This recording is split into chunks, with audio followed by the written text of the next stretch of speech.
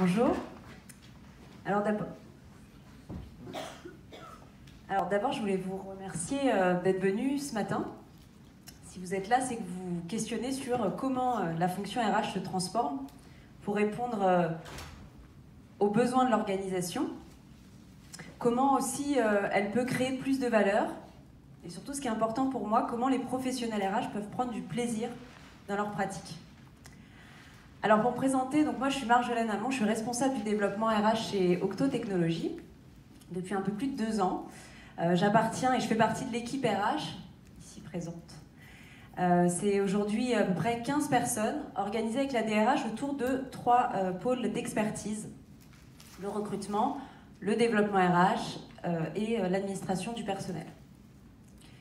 Alors, à travers mon retour d'expérience, aujourd'hui, je vais vous raconter un peu l'aventure de notre collectif, à savoir comment, finalement, on s'est inspiré des méthodes agiles dans notre fonctionnement et comment on s'est inspiré aussi de la culture employé-centrique d'Octo pour, finalement, répondre aux besoins et aux enjeux de l'entreprise. Alors, pour ça, en fait, il me semblait important de vous raconter un peu l'aventure, mais d'abord à travers le monde dans lequel on évolue, chez Octo, donc je vais vous raconter un peu comment on fonctionne, dans quel environnement on évolue, la culture atypique de l'entreprise. Ensuite, j'avais envie de vous raconter des choses un peu plus concrètes, finalement, comment on a commencé, nous, nos premiers pas et les ancrages qu'on a aujourd'hui dans nos manières de faire dans l'équipe. Et je terminerai avec un peu la morale de notre histoire, en tout cas aujourd'hui, à date, en partageant nos fiertés, nos apprentissages, mais aussi le chemin qui nous reste à parcourir. Alors comme je vous disais, c'est important de comprendre dans quel environnement on évolue, parce que Octo, finalement, c'est un cabinet de conseil avec une culture assez forte, culture très forte même, agile, c'est une entreprise agile, où finalement, tout est basé quand même sur la confiance et l'autonomie, à la fois des individus et des collectifs. C'est une communauté en fait à part entière, donc on se nomme d'ailleurs souvent les Octos. Ça veut dire que la DRH, elle est vraiment intégrée complètement à l'écosystème. Il n'y a pas cette notion de frontière, personne n'a le monopole des bonnes idées, donc finalement on va quand même nourrir des intérêts réciproques, et ça depuis, toujours. Ou s'il y a un sujet qui émerge et qui peut intéresser, ou n'importe quel Octo a envie de contribuer et apporter ses idées, je vais donner des exemples concrets tout à l'heure, mais ça peut être sur le framework carrière par exemple, c'est ouvert. Donc Octo, c'est une entreprise qui a une très très forte croissance, qui a été rachetée par Accenture, le groupe Accenture, il y a plus de 2 ans. On recrute aujourd'hui des talents pour soutenir cette croissance. On recrute des experts en fait aujourd'hui chez Octo, donc on peut avoir des DevOps, des data ingénieurs. Mais au-delà du fait que ce soit des personnes pointues finalement sur leur domaine, l'idée et l'enjeu chez nous, c'est que ça matche aussi avec la culture. Donc on est très attentif à ce qu'on appelle au savoir-être au moment du recrutement. On a l'objectif de rester une best place to grow, à la fois pour continuer de former ces experts aux technologies émergentes, mais aussi pour former les jeunes qui nous rejoignent. Et puis, on doit, dans ce contexte, rester une Great Place to Work qui rayonne sur le marché, puisque Octo a été 5 fois Great Place to Work et au palmarès. Pour répondre à ces enjeux, il y a 2 ans, en tout cas en 2 ans, depuis que je suis arrivée, l'équipe RH a grandi, puisqu'on est passé de 7 à 15, pardon. Et en fait, on avait tous un peu nos expertises, on venait, mais par contre, d'horizons différents, on n'était pas forcément agile. On n'avait pas toujours travaillé dans des équipes agiles, et donc il y avait vraiment une volonté collective à un moment de pas créer, d'être en cohérence finalement avec la culture d'Octo. Donc on a décidé ensemble de former, de reformer avec les personnes évidemment qui étaient présentes, mais un collectif et de démarrer un peu l'aventure, parce qu'on avait vraiment la volonté aussi que chacun soit à la fois sur son run, je dirais l'opérationnel, mais aussi puisse contribuer pleinement au projet qui était à mener du coup pour l'entreprise. Alors, chez Octo, on a une manière de fonctionner, déjà on n'inflige pas d'aide aux autres. Par contre, on fait souvent des asks for help, donc on demande de l'aide. Et à ce moment-là, nous on avait cette volonté, mais on ne savait pas très bien comment faire. Donc du coup, on a fait un appel à l'aide à la communauté d'Octo, en expliquant un petit peu voilà, notre volonté. Et là, l'arrivée du coach, donc Nicolas, ici présent, qui nous accompagne depuis plus de 2 ans, a répondu présent. Alors d'abord, il a travaillé avec nous sur l'importance de soigner un peu notre collectif, de travailler sur notre collectif, de redonner du sens, c'est-à-dire quelle était la proposition de valeur que nous, on avait envie d'avoir en tant que fonction RH, en tant qu'équipe RH. Pour qui, pourquoi, et puis aussi d'avoir un vrai travail d'introspection pour se dire, mais en fait, vous faites déjà beaucoup de choses, il y a des choses qui marchent. Finalement, prenez le temps aussi de vous dire sur quoi vous avez envie de capitaliser. Et on va commencer par appliquer l'agilité aux problèmes, autrement appelé chez nous aux douleurs. L'idée, c'était de co-construire, voilà, en équipe, et puis de pouvoir expérimenter par des petits pas. Alors maintenant, je vais essayer de vous raconter avec des exemples concrets, finalement, l'aventure de notre collectif. Donc, nos premiers pas. On a eu envie, en fait, pour commencer déjà, de partager un socle de connaissances commun, donc ensemble, de se mettre d'accord, finalement, sur, parce qu'on entend beaucoup parler de expérience salariée, de boucle de feedback, de méthodes agiles, finalement, c'est pas toujours très clair. Donc là, c'était important pour nous, finalement, on s'est dit, voilà, chez Octo, on a des compétences, on a une tribu X, on a des coachs agiles, formons-nous, et puis essayons de comprendre finalement les méthodologies derrière, qu'est-ce que ça veut dire se centrer sur l'utilisateur demain dans nos démarches, donc d'acquérir un peu, voilà, je dirais de se muscler un peu d'un point de vue un peu plus théorique. On a aussi mis assez vite en place, du coup, nos rituels. On en a parlé là depuis tout à l'heure, donc nos rétrospectives, nous on a souhaité qu'elles soient mensuelles, c'est-à-dire que l'idée c'est pas qu'on a appliqué, on s'est aussi inspiré des méthodes agiles et on s'est demandé par rapport à notre contexte qu'est-ce qui était le plus pertinent. On a choisi donc nos rétrospectives 1 fois par mois, donc c'est 1h30 où on prend le temps de partager finalement nos réalisations, nos difficultés, mais aussi de se dire voilà, qu'est-ce qui a bien fonctionné, est-ce qu'aujourd'hui on a des choses à améliorer dans nos interactions entre nous. On a mis en place les stand-up, donc ça c'est tous les 15 jours, on est sur quelque chose de plus opérationnel où on partage concrètement un peu l'avancée de nos tâches quotidiennes, tout ça en équipe, debout et devant notre management visuel, donc notre planification trimestrielle qu'on est en train de tester, et des ateliers d'idéation, j'y reviendrai un peu après. Le management visuel qu'on a adopté également, où on partage un peu les enjeux de l'équipe, nos projets à venir, et puis aussi nos apprentissages. Ça, c'est pour encourager le droit à l'erreur, c'est aussi visuellement des choses qui sont mises dans le bureau et du coup qu'on a tous les jours avec nous. Alors concrètement, ce qu'on a ancré aujourd'hui, ce qui fait partie de nos manières, qui fait partie de nos manières de faire, il y a co-construire avec les Octos, se centrer sur l'utilisateur et être dans l'amélioration continue. Alors concrètement, co-construire avec les Octos, j'ai voulu vous illustrer le dossier Great Place to Work. Petite précision, du coup, pour concourir à Great Place to Work, il y a 2 volets. Il y a le volet, du coup, enquête auprès des salariés et le dossier culture audit. Nous, ce qu'on a fait, en fait, c'est qu'on a déjà demandé aux Octos, est-ce que vous avez envie d'y aller? Est-ce que vous avez envie de participer au palmarès Great Place to Work? La réponse a été plutôt positive, donc du coup on s'est dit ok, alors maintenant qui a envie de rédiger le dossier, qui a envie de relire éventuellement? Et en fait on a commencé à, en tout cas moi, le rôle que la RH a eu à ce moment-là, ça a été plutôt un rôle de facilitateur, où on a utilisé le Trello pour rendre visible finalement l'avancée du chantier, organiser un point d'une demi-heure de synchronisation par semaine pour se dire ok, finalement comment est-ce qu'on avance? Est-ce qu'on a besoin de creuser, de demander de l'aide à la communauté pour avoir plus d'informations? Mais surtout, après, on a fait confiance. C'est ça qui est intéressant dans ce projet, c'est qu'on a fait confiance au binôme, finalement, qui n'était pas du tout RH, c'était l'ensemble des salariés qui sont mis en binôme, rédacteur, relecteur, pour pouvoir avancer. Et puis créer eux-mêmes leur sous-groupe. Aujourd'hui, c'est un dossier qui a fait 250... c'est un dossier qui a fait 250 pages et qui nous a permis, avec l'enquête, d'être 2e sur le palmarès en 2018.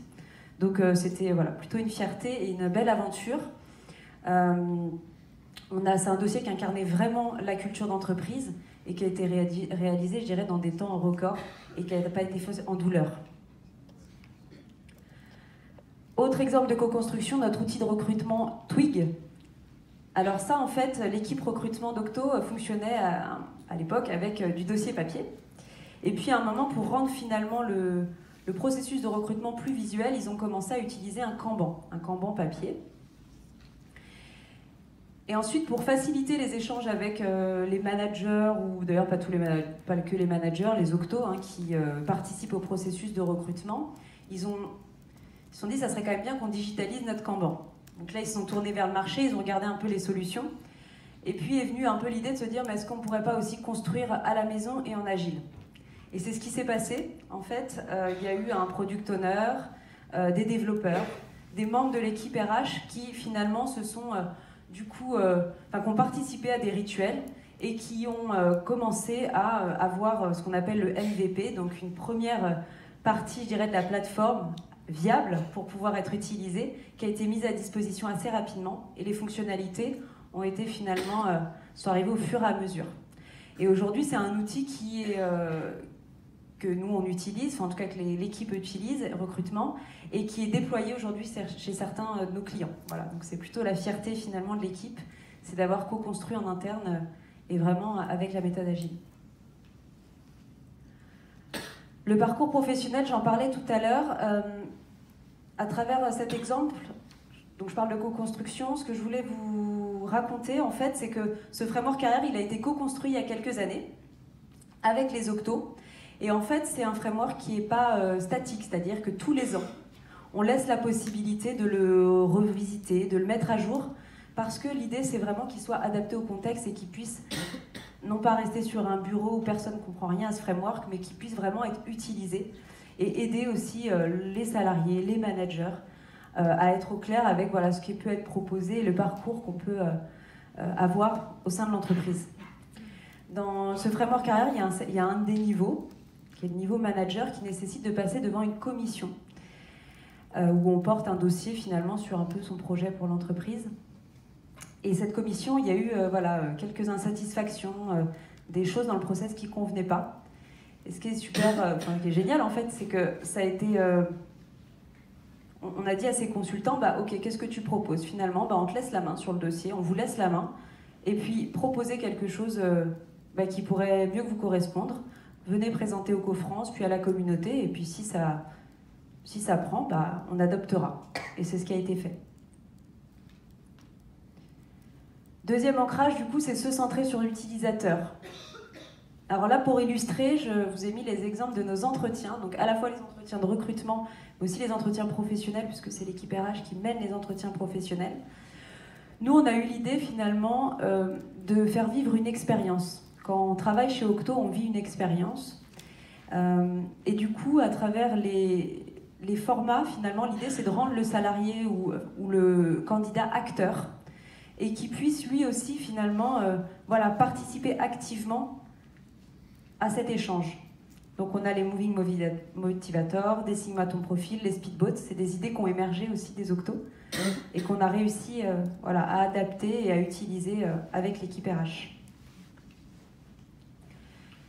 Rester proche du terrain, dans la démarche UX par exemple, alors c'est vrai qu'il y a les interviews par exemple, à chaque fois qu'on lance un sujet, on va aller se confronter finalement aux perceptions et aux besoins des utilisateurs, mais nous on a aussi à cœur de rester proche des Octo pour bien comprendre finalement leur quotidien, ce qu'ils vivent chez le client. Donc l'idée c'est qu'on part régulièrement vivre leur vie, je dirais, en mission. Comprendre aussi un peu plus leur jargon, leurs contraintes, le fait qu'ils bougent aussi tout le temps pour du coup aller chez les clients. C'est pas la même chose que d'être au siège tout le temps. Donc essayer vraiment de comprendre le fonctionnement. On a ancré un troisième point, c'est être dans l'amélioration continue. Alors on a beaucoup parlé des rituels. Donc nous, c'est vraiment le temps qu'on alloue à l'amélioration continue, à la fois à travers nos rétrospectives, mais aussi du coup quand dans l'entreprise, je ne vais pas rentrer dans le détail là, mais on fait des BFM, des bilans de fin de mission. Les consultants prennent le temps de se poser pour se dire voilà, qu'est-ce qui a fonctionné, qu'est-ce qu'on pourrait finalement faire mieux la prochaine fois. Et nous, on est vraiment dans cette dynamique de pouvoir toujours se poser la question, voilà, qu'est-ce qui a fonctionné, quelles ont été nos difficultés, est-ce que quelqu'un a besoin d'aide?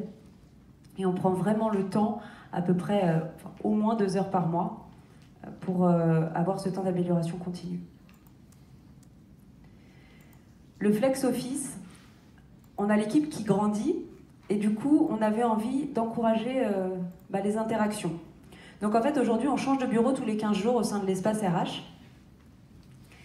Ça a été finalement, c'est le Flex Office. On n'était pas tous favorables, je dirais, quand l'idée a émergé. Mais ce qui est plutôt chouette, c'est que comme on est dans cette logique agile, je dirais, de « Ok, on va poser l'hypothèse que si on change de bureau, on va plus échanger entre nous et du coup faciliter nos échanges. Combien de temps on peut se donner à tester? Est-ce qu'on peut utiliser un outil pour prendre du feedback? Donc on utilise le Zest Me Up, c'est un outil de Moodmeter qu'on utilise toutes les semaines entre nous. Et puis finalement, on se redemande dans 2 mois si on garde ou si on garde pas. Aujourd'hui, au bout de 2 mois, on s'est dit qu'on allait garder. Par contre, on a ajusté des règles parce qu'il y a un côté sombre dans le bureau, un côté qui est lumineux. Voilà, c'est la vraie vie du travail. Mais en tout cas, l'idée, c'est qu'on a eu envie finalement d'être dans ce mouvement de l'agile, à la fois dans notre état d'esprit, mais aussi physiquement, dans notre manière de bouger entre nous. Et ça, c'est les ateliers d'idéation dont je parlais tout à l'heure. C'est s'autoriser à expérimenter. Donc en fait, à un moment, on a eu la réflexion sur il faut innover. Alors les RH, on doit innover, etc. Ok, bon, c'est quoi l'innovation? Innover, c'est pas inventer. Par contre, souvent, pour innover, il faut être un individu plutôt créatif. Il faut s'autoriser aussi un peu à sortir du cadre. Donc nous, en fait, on s'est dit, ok, on n'a qu'à tester des temps. On va s'entraîner un peu comme des champions, c'est-à-dire qu'on va se laisser ce temps-là pour être des individus créatifs. Et donc du coup, on a mis en place un rituel d'1h30 par mois. Vient qui veut, il n'y a rien d'obligatoire. En revanche, si on est là, on joue le jeu, de ne pas se censurer sur toutes les idées, de pouvoir traiter des sujets comme la fonction RH de demain, le profil du futur candidat et les nouveaux métiers. Je vous laisse lire les autres sujets. Et ça nous permet en fait finalement d'entraîner aussi notre mindset en se disant que si demain il y a un projet qui arrive ou un sujet qu'on doit traiter, on est capable un peu de voir un peu en dehors du cadre et de se poser, de regarder autrement finalement les choses. Alors la morale, en tout cas nos fiertés et nos apprentissages. Aujourd'hui, on a une proximité avec les Octos dans notre manière de faire et d'être, d'exister au sein de l'écosystème Octo. On a des rituels et des outils inspirés de l'agile qu'on utilise, qui sont des réflexes aujourd'hui dans nos manières de faire. On a une certaine maturité de l'équipe. Alors, c'est pas toujours simple, on parle de feedback. On a essayé d'appeler ça des régalos, nous aussi, comme des cadeaux. Mais en tout cas, ce qui est bien aujourd'hui, c'est qu'il y a toujours un collectif qui rappelle à l'ordre, je dirais, quand à un moment on communique pas assez, quand finalement on se demande voilà, est-ce que je dois le dire ou pas? Si, en fait. On encourage finalement les interactions entre nous. On est plus dans une ouverture et une flexibilité par rapport au changement et finalement à la complexité parfois de l'organisation aux imprévus qui arrivent. Et puis je pense vraiment que ça, je parlais de plaisir à travailler tout à l'heure, aujourd'hui ça nous aide, en tout cas, et ça nous apporte du plaisir dans notre manière de travailler en tant que professionnel RH. Et clairement, on a des impacts positifs sur les résultats. Great Place to Work, plus de 140 recrutements dans un secteur qui est pénurique, où il y a des vraies difficultés, et d'autres encore.